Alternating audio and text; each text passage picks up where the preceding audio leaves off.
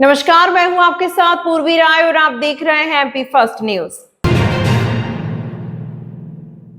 उज्जैन अखिल भारतीय पुजारी महासंघ द्वारा कांवड़ यात्राओं को लेकर प्रश्न चिन्ह खड़े किए गए हैं, जिन्होंने कथावाचक और हाल ही में कांवड़ यात्रा लेकर उज्जैन पहुंचे उत्तम स्वामी से नियमों के बारे में जानकारी प्राप्त करने को लेकर पत्र लिखा है।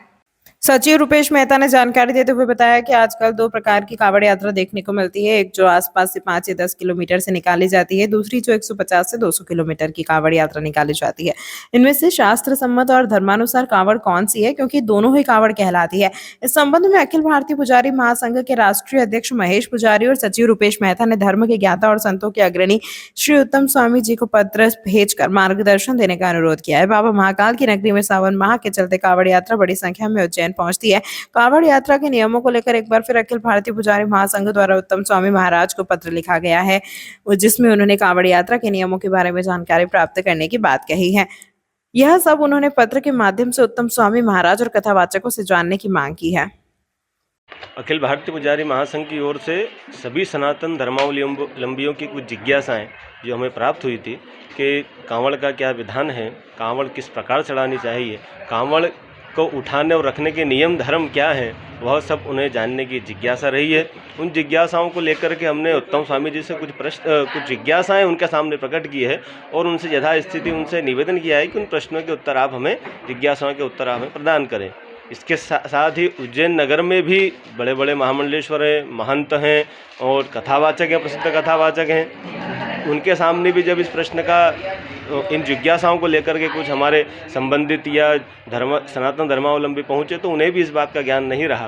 प्रसिद्ध कथावाचक भी रहे, उन्होंने भी आज तक अपनी कथाओं में किसी प्रकार से कांवड़ क्यों चढ़ाई जाती है, कैसे चढ़ाई जाती है, कहाँ इसका उल्लेख है, सबसे प्रथम कांवड़ किसने चढ़ाई, कांवड़ उठाने रखने के नियम क्या हैं, वह भी आज तक उन्होंने अपनी कथाओं में भी उच्चारण नहीं किया। हमने इसमें यह भी जानना चाहा है कि केवल डीजे की धुन पर जूते चप्पल पहनते हुए कांवड़ उठा करके चलना, क्या यह धर्म संगत कांवड़ है, या वो कांवड़ जो शास्त्रों में उल्लिखित है, सही कांवड़ कौन सी, क्योंकि दोनों ही कांवड़ के नाम से जानी जाती है। तो हमने उनसे जानना चाहा है और हमारी उनसे अपेक्षा है कि वो शीघ्र अतिशीघ्र इस प्रश्न, इन जिज्ञासाओं के उत्तर सनातन धर्म के मानने वालों को अवश्य प्रदान करेंगे। रुपेश मेहता। कल हरियाली अमावस्या पर शहर में 1.5 लाख पौधे लगाए जाएंगे। इसमें पुलिस विभाग भी सहभागिता करते हुए जिले भर में 5100 पौधे लगाएंगे। नगर निगम द्वारा कल हरियाली अमावस्या पर एक पेड़ मां के नाम अभियान के तहत जन सहयोग से शहर में 1,51,000 पौधे लगाए जाने का लक्ष्य निर्धारित किया गया है। इसी को लेकर आज पुलिस कंट्रोल रूम में पुलिस विभाग की बैठक आयोजित की गई है, जिसमें महापौर मुकेश टिटवाल, विधायक अनिल जैन कालूहेड़ा, निगम सभापति कलापति यादव, निगम कमिश्नर आशीष पाठक एवं एसपी प्रदीप शर्मा सहित जिले भर के पुलिस अधिकारी और थाना प्रभारी शामिल हुए। बैठक में सर्वसम्मति से जिले भर के पुलिस थानों और पुलिस कार्यालय के अलावा पुलिस लाइन में 5100 पौधे लगाने का निर्णय लिया गया। वहीं एसपी प्रदीप शर्मा ने बताया कि कल हरियाली अमावस्या पर पुलिस विभाग द्वारा जिले भर में 5100 पौधे फलदार लगाए जाएंगे। उज्जैन नगर पालिका निगम के माध्यम से और हमारे उज्जैन के सारे शहरवासियों के नेतृत्व में कल हरियाली अमावस्या के अवसर पर हमने एक निर्णय लिया है कि हम 1,51,000 पौधे हम लगाने वाले हैं। तो आज हमने हमारे सारे उज्जैन ज़िले के सभी थानों के टीआईओ से, एसपी से और सारे सीएसपी, सारे हमारे अधिकारीगण से, इन लोगों से भी हमने आह्वान किया है कि आप भी अपने अपने थाना परिसरों में कम से कम अधिक से अधिक पौधे लगाएं। तो इन्होंने 5100 पौधे लगाने की पुलिस एसपी साहब ने सारे ज़िले में घोषणा की है। तो कल ये लोग भी 5100 वृक्ष लगाने वाले हैं। एक अंकुर ऐप है और वायु दूत ऐप है, उसके अंदर भी हम सबको जो हम पौधे लगा रहे हैं उसको मोबाइल के माध्यम से अपलोड करना है। ये माननीय मुख्यमंत्री जी द्वारा जो आह्वान किया गया है, माननीय प्रधानमंत्री जी द्वारा जो आह्वान, एक पेड़ माँ के नाम अभियान के तहत हम लोगों ने 11 जुलाई को माननीय मुख्यमंत्री जी के नेतृत्व में करीब 10,000 पौधे पूरे ज़िले में पौधारोपण किया था। एक तालाब भी जो पुलिस लाइन में हेलीपैड के पास है, उसका सौंदर्यीकरण भी किया गया था। वो आज बहुत ही सुंदर रूप ले चुका है। उसके आसपास 1200 करौंदे के पौधे लगाए गए थे। कल हरियाली अमावस और उसका महत्व को देखते हुए माननीय महापौर जी, विधायक जी और सभापति मैडम, उनके अनुरोध पर हम लोगों ने पुनः 5100 पौधे लगाने का आह्वान किया है। कल सभी जगह जो थाना क्षेत्र, चौकी, पुलिस लाइन, हमारे रेजिडेंशियल क्वार्टर्स, ऑफिसेज हैं, वहाँ 5100 पौधे लगाए जाएंगे और मुझे बताते हुए बहुत हर्ष हो रहा है कि हमारे यहाँ जितने पौधे हम लोगों ने पुलिस लाइन में अभी तक लगाए हैं उनमें सर्वाइवल का रेट मोर देन 90% है। और हमारा आगे भी यही प्रयास है कि जितने पौधे लगाए जाएँ वो सभी सर्वाइव करें, उन सभी की देखभाल की जाए। किस प्रजाति के पौधे लगाए? हमारा प्रयास है, आज हम नगर निगम से पौधे लेंगे। हमने जैसे 1200 पौधे जो वहाँ तालाब के किनारे लगाए थे वो करौंदे के पौधे लगाए थे। इस बार भी हमारा प्रयास है कि ज़्यादा से ज़्यादा फलदार वृक्षों को हम प्राथमिकता देंगे, जिससे हमारे जो पुलिस लाइन में बच्चे रहते हैं उनका भी इससे इंट्रोडक्शन रहे और एक पारिवारिक माहौल पूरी पुलिस लाइन में फलदार वृक्षों के माध्यम से बना रहे। जिला अस्पताल में सिविल सर्जन का पदभार ग्रहण करते ही डॉक्टर अजय दिवाकर ने अपना कार्य शुरू कर दिया है। आज पहले दिन उन्होंने अस्पताल का औचक निरीक्षण कर समय पर ड्यूटी नहीं आने वाले अस्पताल के डॉक्टर कर्मचारियों की सूची, ड्यूटी नहीं आने वाले अस्पताल के डॉक्टर कर्मचारियों की सूची बनाने की बात कही है।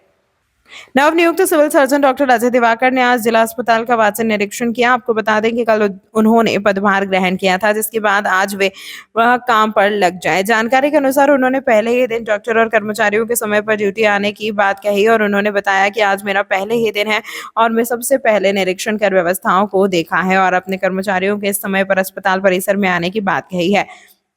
आने वाले दिनों में हम बेहतर स्वास्थ्य की व्यवस्था सेवाएं दें, साथ ही अधिकारी कर्मचारी की उपस्थिति और उनकी समस्याओं पर भी काम करेंगे। कल दिनांक मैंने कार्यभार ग्रहण करने के पश्चात एक आदेश पारित किया था, जिसमें कहा गया था कि सभी डॉक्टर समय पर उपस्थित हुए, उचित गणवेश में उपस्थित हुए। उसी का औचक निरीक्षण कर रहा हूँ और जो कमियाँ पाई गई हैं उनको सुधारने की कोशिश की जा रही है। शौचालय की ओर भी आपने निरीक्षण किया, किस प्रकार की समस्या है? अभी मैंने निरीक्षण कर रहा हूँ, अभी तो शुरुआत है। अभी 1-2 दिन में आपको इसकी रिजल्ट पता चल जाएंगे। परीक्षार्थियों के बैग से मोबाइल चुराने वाला बदमाश पकड़ाया है। चोरी की वारदात सीसीटीवी कैमरे में कैद हुई है। बदमाश को पुलिस के हवाले किया गया है।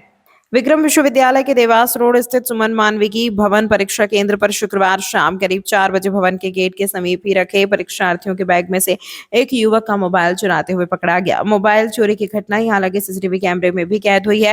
विक्रम विश्वविद्यालय के सुमन मानविकी भवन परीक्षा केंद्र पर शुक्रवार को MBA 3rd सेमेस्टर की परीक्षा दोपहर 3 से 6 बजे की शिफ्ट में चल रही है।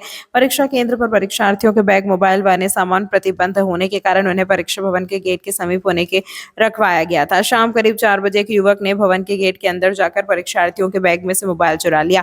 यहां लगे सीसीटीवी कैमरे में जब मोबाइल चोरी की यह घटना परीक्षा कंट्रोल रूम में देखी तो तत्काल ही चोर को पकड़ा। वह मोबाइल MBA 3rd सेमेस्टर की परीक्षा देने आए गुरु सांदीपनि महाविश्वविद्यालय के छात्र मोहित पाटीदार का था। पकड़ा युवक ने पूछताछ में अपना नाम रुद्र सिसोदिया निवासी सीठी नगर बताया। पुलिस मामले की जांच कर रही है। उज्जैन श्री महाकालेश्वर मंदिर प्रबंध समिति उज्जैन के माध्यम से बाबा महाकाल की सवारी नगर भ्रमण हेतु निकाली जाती है। सवारी की पालकी में विराजित बाबा श्री महाकालेश्वर नगर भ्रमण हेतु जाते हैं।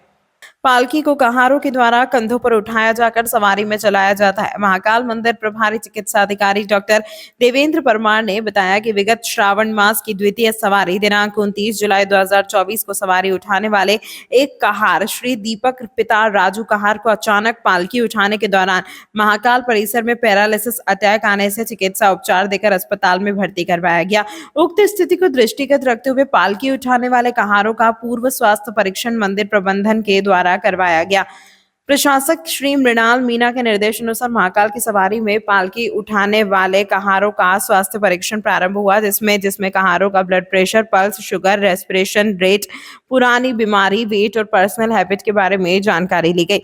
शेष कहारों का स्वास्थ्य परीक्षण शनिवार और रविवार को भी 11 बजे से 3 बजे तक होगा। परीक्षण जिला चिकित्सालय से डॉक्टर वैशाली अखंड, अवंती हॉस्पिटल से डॉक्टर विवेक धाकर, डॉक्टर निशांत सिंह राजपूत और उनकी टीम द्वारा किया गया।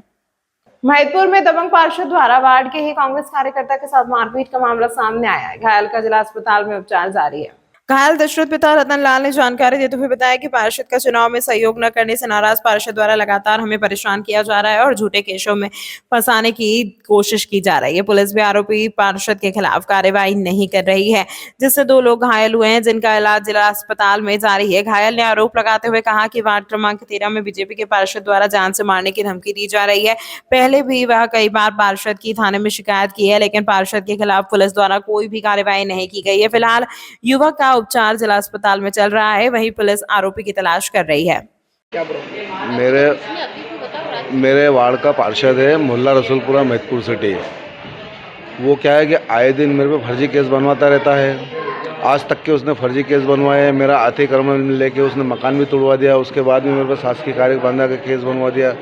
आए दिन वो मोहल्ले वालों से मेरे से विवाद करवा देता है और फर्जी केस बनवाता है। रात में भी उसने उकसवाया है इनको 3-4 जनों को, तो मेरे घर पे हमला करवाया 4-5-6 जनों से। मैं घर में बैठा था, बाहर आया लट ले लेके, अभी मौका मतलब घर पे ही खून पड़ा है, घर पे ही वारदात हुई है।